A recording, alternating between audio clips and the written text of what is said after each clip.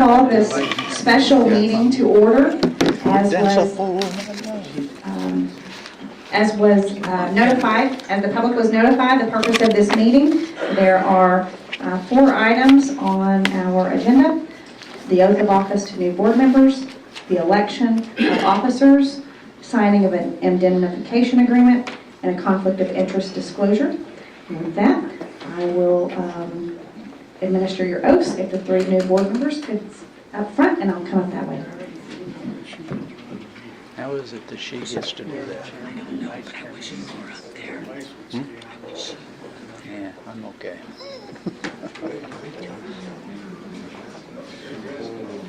Yeah. Doesn't Diana look good? You did find that black dress, and it does still look good. Okay, the oath of office. So I state your name. Diana Podawiltz. Would you like me to do them one at a time or in a group? Okay, I'm going to do them in a group. Okay. Repeat after me.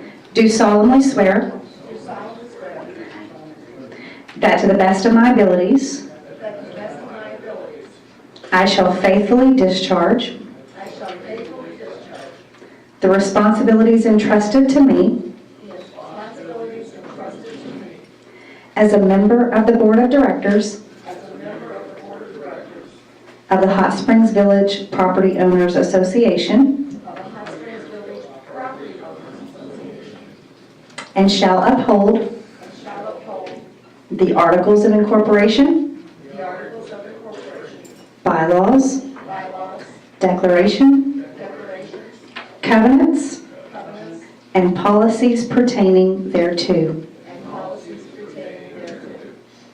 Sworn this 17th day of April 2020. Congratulations. 2019.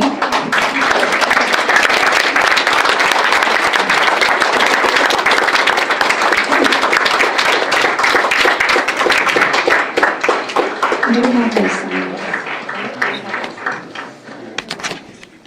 Okay.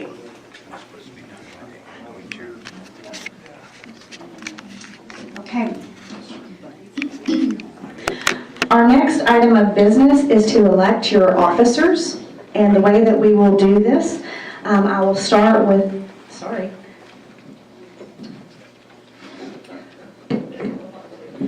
I will start with the chairman, and I'll take nominations. If there are multiple nominations, we will do that by secret ballot, but we'll move on to vice chair, and the same will apply. Okay? I make a motion for Mike Medica to be chairman. Just one second. So I'm going to take nominations from the floor for chairman. I make a motion for Mike Medica to be chairman. We have a nomination for Mike Medica. Were there other nominations for chairman? I make a motion that Cindy Erickson be chairman. We have a motion for a nomination of Cindy Erickson. Are there other nominations? Okay, so we have in here. Okay, I'm going to, Second. pardon me, just a minute, thank you.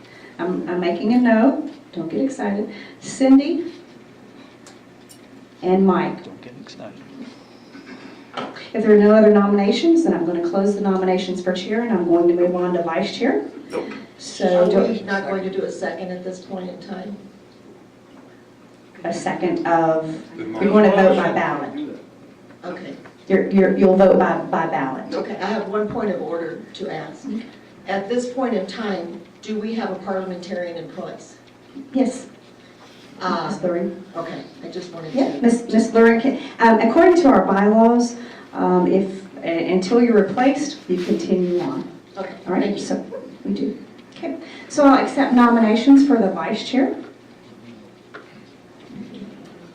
Nancy?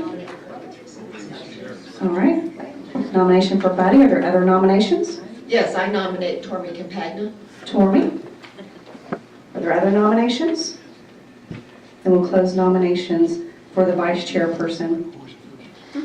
Let's move on to secretary and treasurer, and here I want to give you a bit of history and background on those positions. You all had in your books the bylaws and policies that related to each of the positions, including secretary and treasurer. Just want to read a couple of items of those duties and explain maybe the historical application of that, and then you all can decide who you'd like to nominate. So traditionally, both the secretary and treasurer have been employees of the association. They traditionally have been, the CFO has acted as the treasurer, and the secretary has acted, or the CEO or general manager has acted as the secretary. The reason for that has to do with the duties, kind of the day-to-day interaction. So reading first the secretary's duties, I want to point out in your bylaws that both the secretary and the treasurer, they have this phrase in the bylaws that say they may be salaried and need not be a member of the association, and that is in there intentionally, and as a distinction to the other two officers. So the secretary keeps records of all official and legal organizational documents, sends notices, signs day-to-day organizational documents. The treasurer ensures the financial reports are prepared in accordance with GAAP. And of course, as you know, we have an audit chairman that's separate from that. So, starting with the secretary, this past year I've served as the secretary, and I will take nominations for the position of secretary. I'll nominate Lesley for our secretary. Okay, thank you. Are there other nominations? I'll close nominations then, and I look forward to serving as your secretary. Next, I'll take nominations for our treasurer. Liz has served in that capacity this past year, but I'll take your nomination for treasurer. I make the motion for Liz. Nomination for Liz. Are there other nominations for treasurer? In that case, I'll close nominations, Second on and I'll pass out ballots.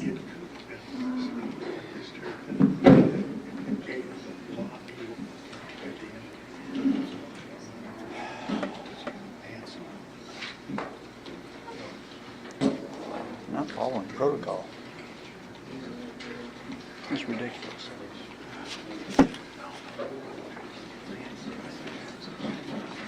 Just as a reminder, you have the nominations for chair. Were Cindy? I'm sorry. Yep, Cindy and Mike. The nominations for vice chair were Buddy and Tormey. If you would make your selections and pass them in.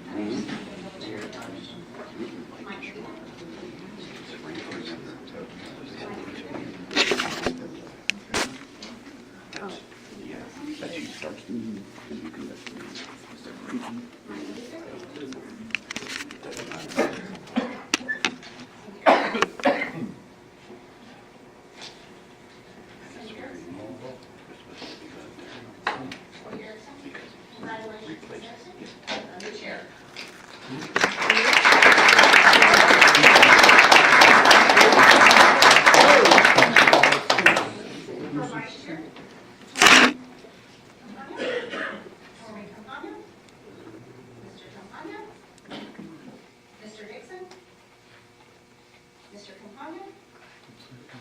Mr. Dixon? Mr. Campagna? Tormey, congratulations.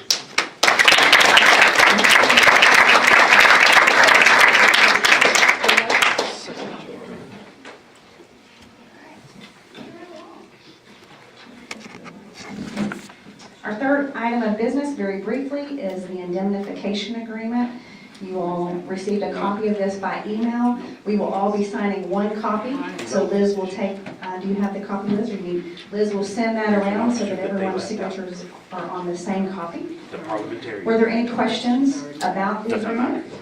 It's a new board. All right, we'll take the time to sign that. Until they're replaced. This is a new board. They have to elect them. It's parliamentary procedure. There was no second on any of the nominations. They're not bound. There you go. That's exactly true.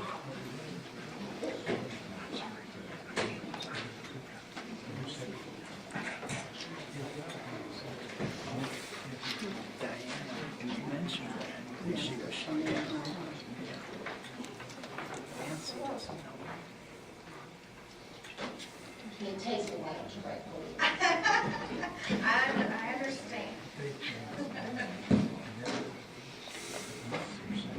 Okay, I tell you what, while we are sending that around, and of course, not just the new, but all board members will need to sign this, why don't we move on to our last item of business for this section, which is the conflict of interest disclosure. Ms. Erickson? Chairman Erickson. How do you like that?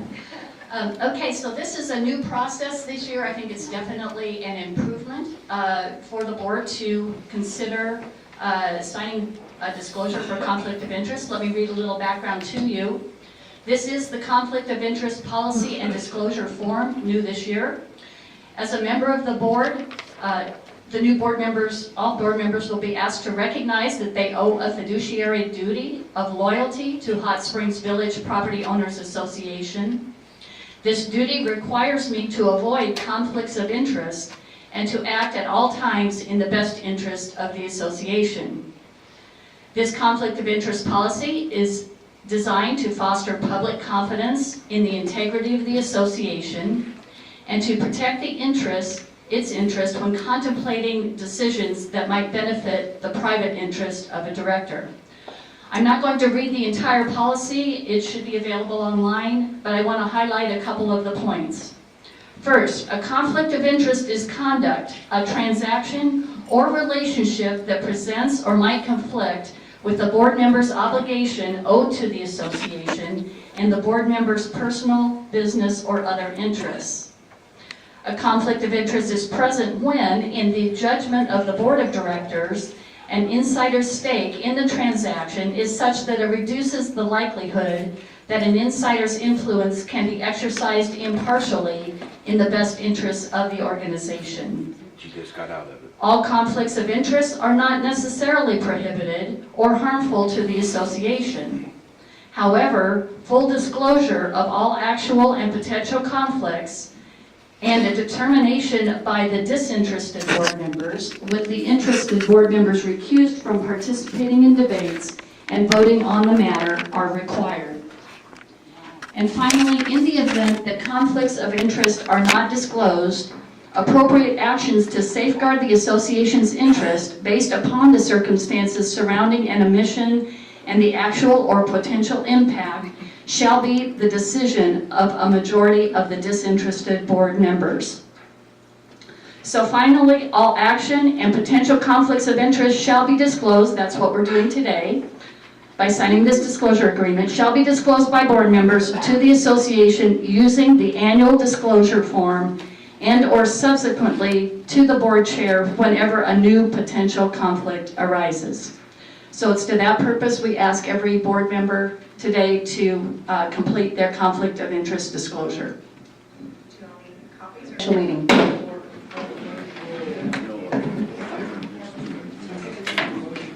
You no longer were in charge of the meeting because we had elected a chair, so it would have been up to the chair to adjourn the meeting. That's right. Excuse me, so we have a point of order. That's correct.